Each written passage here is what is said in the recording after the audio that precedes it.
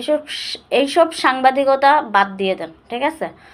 Channel তো সৎ নাই। আর সেকেন্ডলি হচ্ছে প্রশাসন, একদম বাংলাদেশের মানুষ এখন একেবারে বলা যায় যে ওই যে মানে কলুর বলদ আছে না, আমরা সব কলুর বলদ হয়ে গেছি। কারণ দুর্নীতিবাজরা, তারপরে এইসব মাফিয়ারা, এইসব সিন্ডিকেটরা আমাদের সামনে এখন এতদিন তো মানে নাকের ডগার উপরে বসে নিছে, এখন চোখের মনের ভিতরে ঢুকছে, এখানে ঢুকছে ফেসবুকে, তারপর টিভিতে, চোখের মনের ভিতরে ঢুকে চোখের মধ্যে আঙ্গুল দিয়ে দেখায় দিতেছে, দেখ যে আমরা এভাবে দুর্নীতি করি।